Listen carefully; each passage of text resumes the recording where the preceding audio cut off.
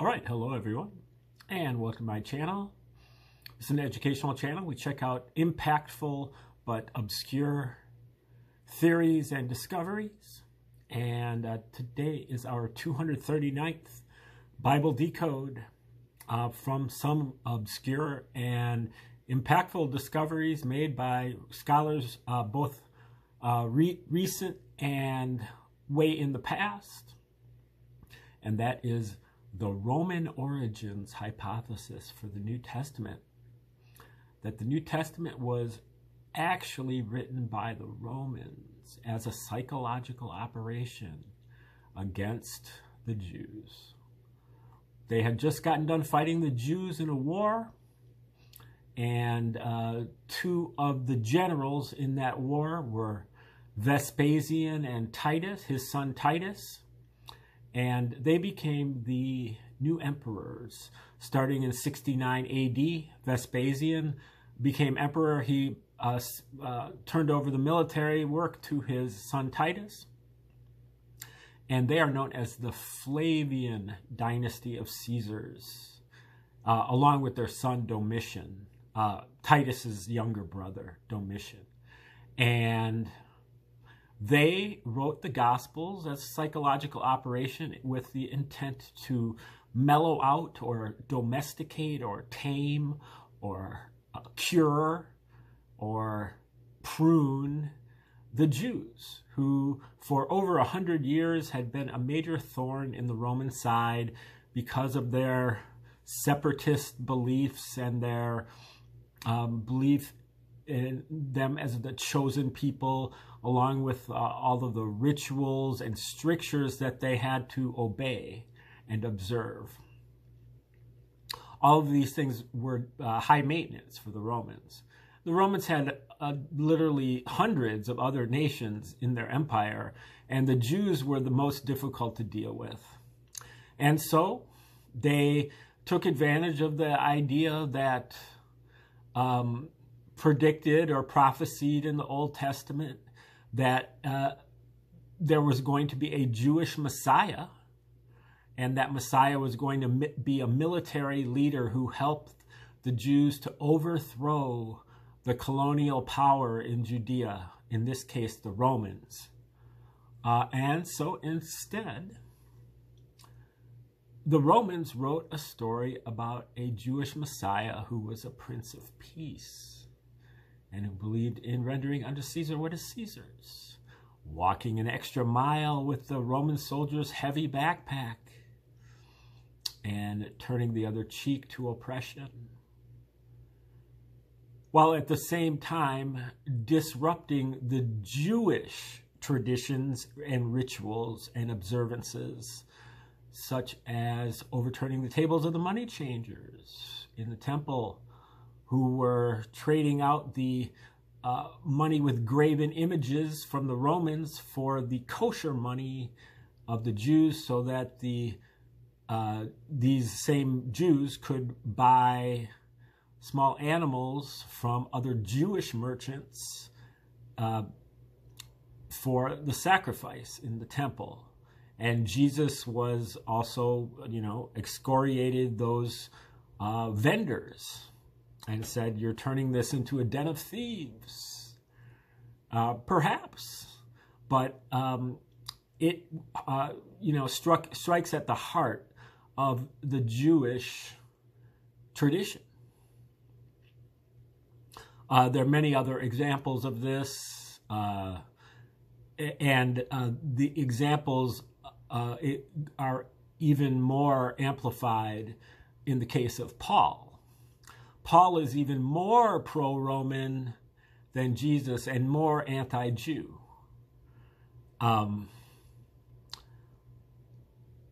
Now, this is right down the alley of the MO for the Romans. The Romans had created a number of other religions in the first century used for psychological purposes, psychological warfare.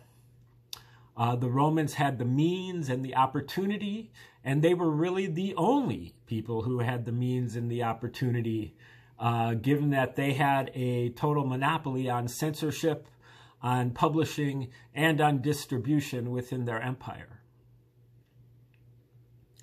The New Testament is written in Greek, which should have been a red flag for you if you're a Christian.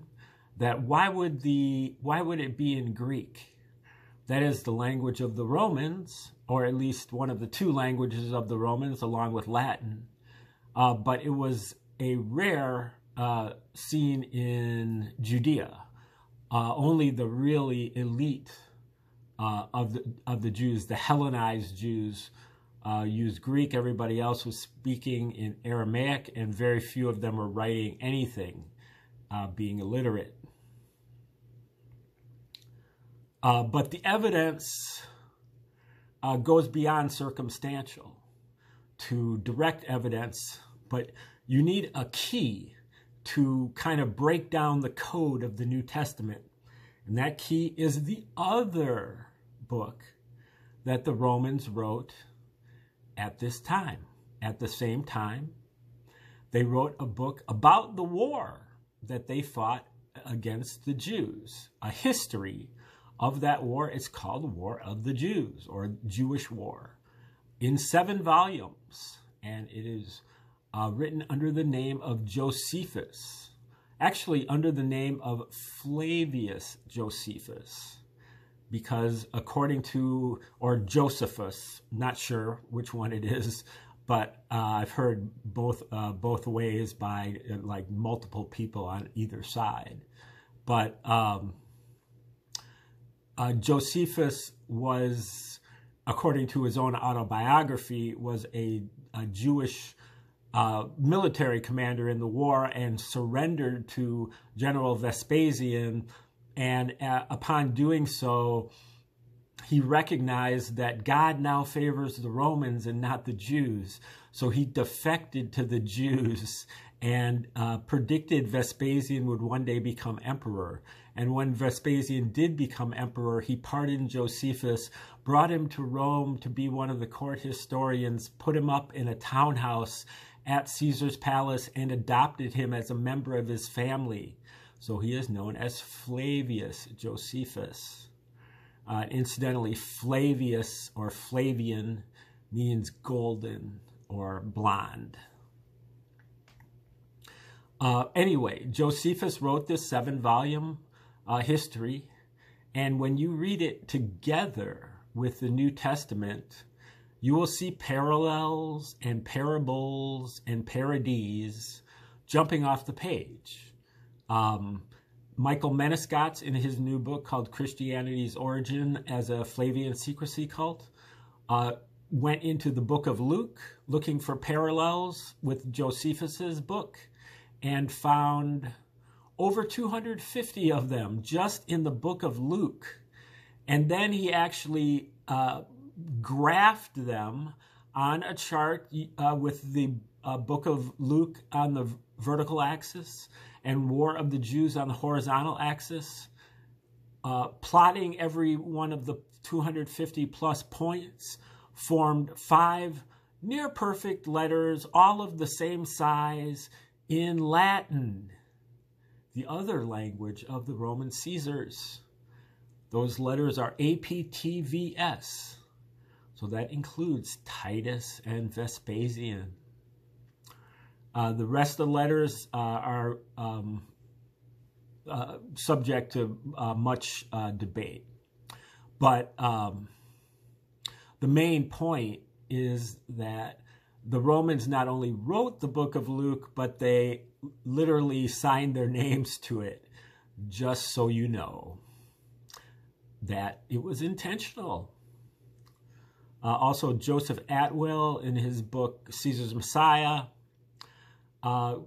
examined the similarities between Jesus's ministry in Judea and General Titus's military campaign in Judea, as outlined by War of the Jews. He found that every place that Titus went, Jesus also went, in the same order, and every place they went, they encountered parallel events.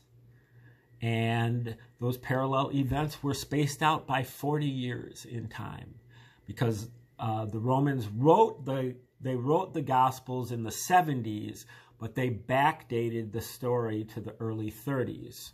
And as a result, they have Jesus making a number of prophecies that are fulfilled in the pages of the War of the Jews.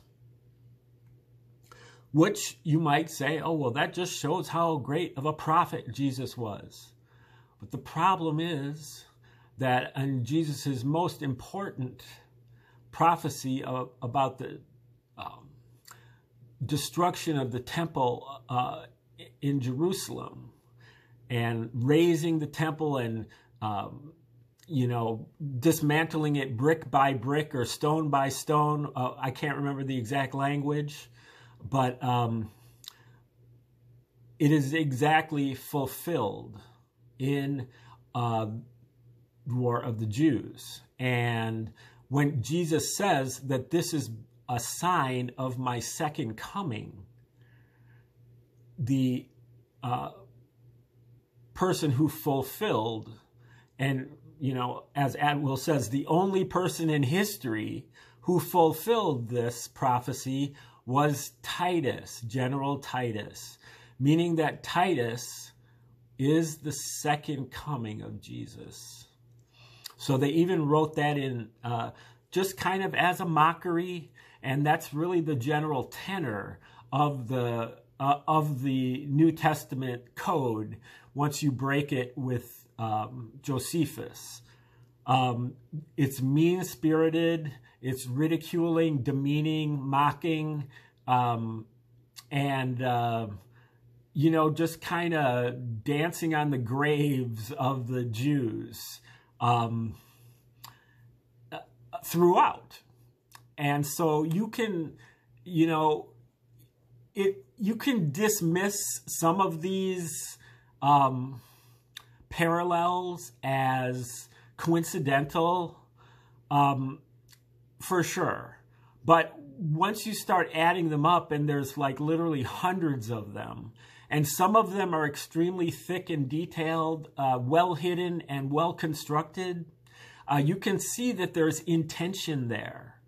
And even if it's evil intention, and you can see the signature of the Romans. They loved word games, word plays, enigmas, codes,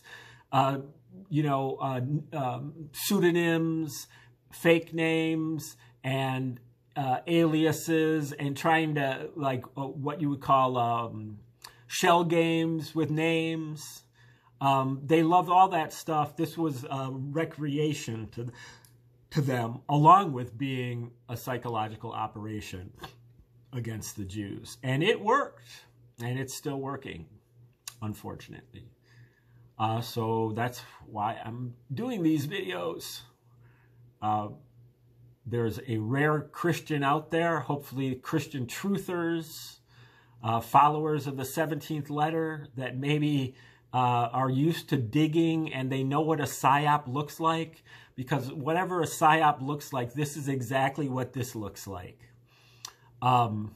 So we're looking at a book right now that we're going over that approaches the Roman origins hypothesis, but by a kind of a more narrow focus and a more narrow method.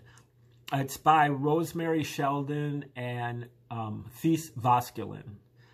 It's called Operation Messiah, and it is about Paul, mostly. And its argument is that Paul was an intelligence agent of the Romans. He, on his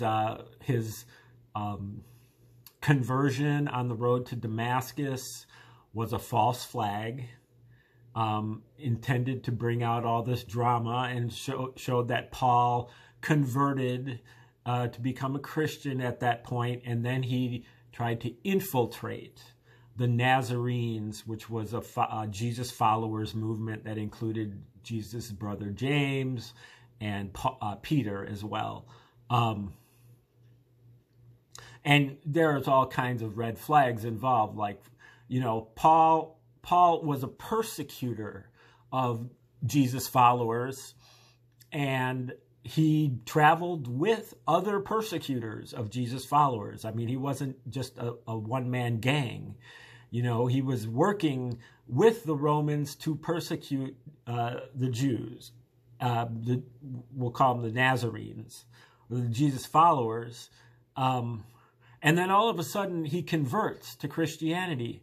Well, what happened to his buddies that he was on this persecuting mission with? Did they just say, okay, well, you go over to the other side now. It's all over. And then, if you follow Paul's career, he basically goes from town to town and starts a riot at every place where the Jews are trying to kill him, and the Romans bail him out and rescue him every time. And then he's under what you would call, I guess, protective custody of the Romans for some reason, because he's the prisoner, but he still seems like he's calling the shots.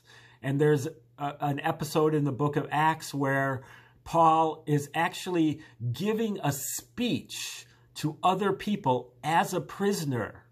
He's like, hey, could you hold on for a second and tighten up my handcuffs a little bit, or loosen up my handcuffs a little bit so I can give a speech to these people that are sitting here waiting for me? I mean, it's like obvious that this could have never happened. The Romans are, they're good at psychological operations and intelligence. They wouldn't allow this to happen unless they were doing the rigging of it. But unfortunately, these authors don't go far enough. They can see that something is very fishy, and there's a lot of red flags with Paul and Paul's behavior. But they do not apply the same standards to Jesus, or else they would have noticed that there's something of a red flag with Jesus and his behavior as well. Instead, they kind of skirt around the issue. They give Jesus a lot. They're rationalizing. They give Jesus a lot of credit that he doesn't deserve according to what he does in the Gospels. He is given credit for being a disruptor, in being a revolutionary, nationalist revolutionary for the Jews, where he is nothing like that. But they give him credit for it because he's associated with some people who are doing that, such as Judas Iscariot, who's a member of the Sicarii, the knife-wielding terrorist nationalist organization that had some notoriety at this point. And also probably the Sons of Thunder and Peter cut off the ear of one of the Romans. And so he's given credit for that level of disruption in the Roman cause, and that's why the Romans had to execute him. But in reality, if you really just read it with a level head, he doesn't do anything against the Romans throughout, not one thing. Just like Paul. And so this causes them to have a much more constrained view of this, and they end up making some mistakes as a result. But it's still instructive to look at it for the evidence that they provide and then the analysis when it comes to Paul, for sure. So this section is called the alleged execution. According to church legend, Paul was executed in Rome, but no reliance can be placed on this story. Popular tradition says he and St. Peter were held in the Mamertine prison, and their jailers, Processus and Marcianius, were converted and baptized before the execution. there is good reason for the Gospels to connect Paul to Peter and Rome. The description of Peter's election in Matthew 16:15 to 19 was combined with a 2nd century legend locating Peter's death in Rome to provide support for the claim of the Roman Catholic Church to supremacy over Christendom. Peter was the first bishop of Rome, from whom all succeeding popes received their position. This was the church playing power politics. And we have argued before, to Jesus a Jew. As we have argued before, to Jesus a Jew, the idea that his teaching would have its administrative center at Rome, the capital of the military power against which his whole life was dedicated, would have been anathema. See, this sentence, it's just, they've bent themselves into pretzels with this sentence, because where do they get the idea that Jesus's whole life was dedicated to fighting against Rome? Because they can't provide a single example of him doing that. They can provide an answer of Peter doing it, and they can provide evidence of Judas Iscariot doing it, and they could maybe provide some evidence of the Sons of Thunder doing it, but Jesus doesn't do it himself.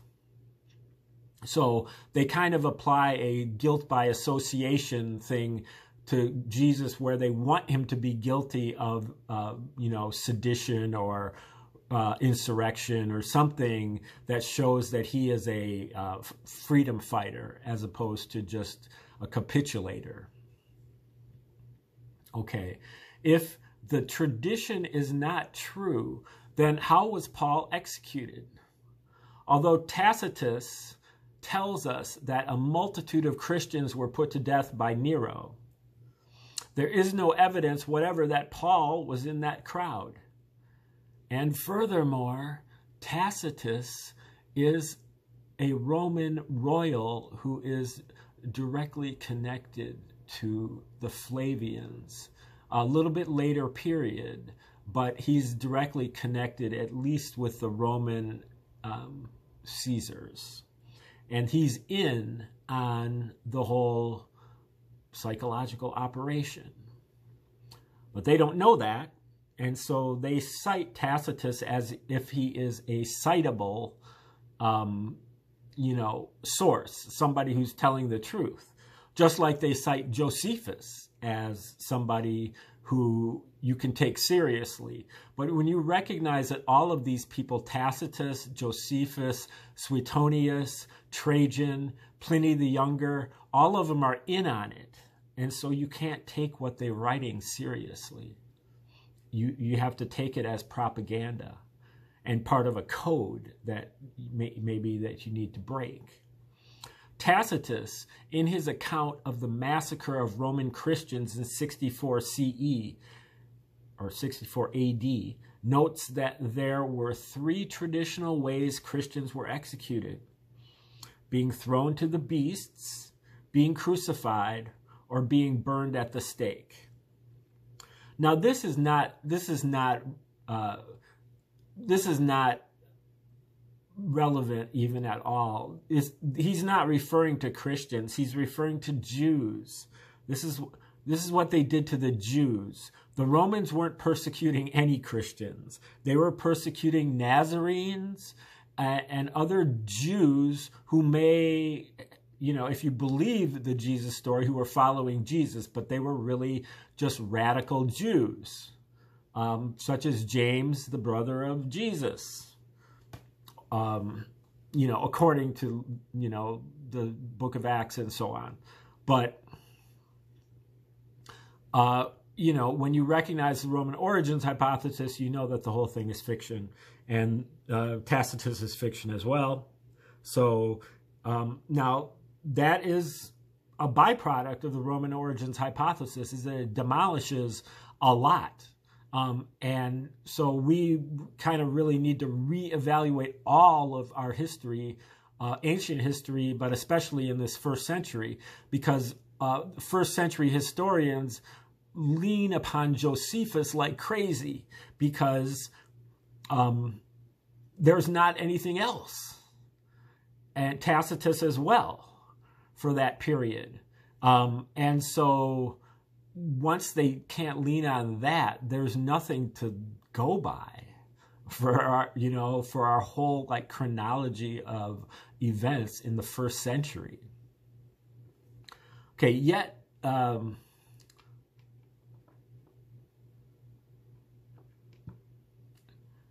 there is another tradition that clearly states Paul was executed by decapitation. They say with no footnote. As one scholar has reminded us, our conventional assumption that Paul died at Nero's command rests only on sketchy and manifestly legendary material in First Clement. Clement of Rome. He was Flavian. He was like, I think the nephew or something of Titus. He became one of the first popes or bishops of Rome. And so this is some apocryphal material that was said to have been written by Clement, but it didn't come out till 100 years later or something. So in First Clement, an anonymous digest of hortatory speeches of unknown date, and the Acts of Paul written in Asia Minor between 185 and 195. So they're way off over into these obscure apocrypha, which doesn't mean that they're not true, but they would never accept this kind of these kind of sources if it was something that they were trying to exclude. So they're just kind of being hypocritical when they're trying to come up with evidence that Paul was actually executed by the Romans. It is even less historically reliable than Acts. The Acts of Paul concludes with an account of Paul's martyrdom during the Emperor Nero's reign. According to this account, Paul was arrested in Rome and beheaded, with milk spurting out onto the executioner's clothing. Just so that you know how reliable it is. After his death, Paul appeared to Nero. This is a rousing good story, to be sure, but nothing more. Starting with the martyrdom of Paul, and later in Tertullian's De Prescriptione Hereticorum, or Hereticorum, which came out approximately 200 AD. There is a claim that Paul was decapitated. Why are these sources even relevant? This is like 130 years later. Indeed, the martyrdom of Paul specifies that he was executed by a speculator, one of the emperor's imperial spies. This may just be a phrase lifted from the execution of John the Baptist. Were there no witnesses? Who claimed the body? Where was he buried? Why did it not become a place of worship? All four Gospels record how Joseph of Arimathea made an official request to Pontius Pilate for Jesus' body. Both Matthew and Mark report that John the Baptist's disciples recovered their master's body after his decapitation. The only other document that deals with Paul's death is 2 Timothy, a letter forged in Paul's name sometime in the early 2nd century. Like Acts, it too is curiously silent about the circumstances of Paul's death. The letter contains a very moving farewell to Timothy by a Paul who is apparently facing imminent execution. But it tells us nothing more than that. Was the author of 2 Timothy also ignorant of the details of Paul's death, or did he too suppress the information? Of course, the lack of evidence has not stopped Christians from identifying the place of Paul's execution as the Via Ostiensis, something like that. It's pretty blurry, where the Basilica of Sao Paulo Fiore la Mira now stands. Another 6th century tradition locates the place of Paul's death as the site of the present-day Abbey of the Three Fountains near the Via Laurentina. Still another tradition recorded by John Malalas says that the bodies of Peter and Paul were left unburied, an unlikely event if Paul was a Roman citizen. These are all later pious Christian traditions devoid of evidence. Paul's last years remain as open to conjecture as several years of his early career before his missionary journeys. Some believe Paul was not convicted or executed at all, but that he was acquitted and continued preaching. There have even been suggestions that he committed suicide. Well, I would doubt all of those different traditions. None of these things ever happened. The whole thing is a psychological operation from the Romans. Not just Paul, but the entire New Testament. And I've laid out the evidence in about 150 videos before this. And so, you know, I've gone through all 250 plus of the parallels between War of the Jews and the New Testament. And so if you wish, you can weigh the evidence. You can read it yourself. You can get Josephus's War of the Jews online for free as a PDF. And, you know, examine the evidence yourself. I don't think that you could really call yourself a truther if you don't do that. If you dismiss this out of hand, then it's pretty clear that you don't care about the truth. You care about your beliefs. And if that's your thing, then that is fine. But just don't call yourself a truther, because that would be a misrepresentation. Okay, we are going to stop right there. The next section in this text is called What Really Happened to Paul? And we'll get into that tomorrow. So come back, please.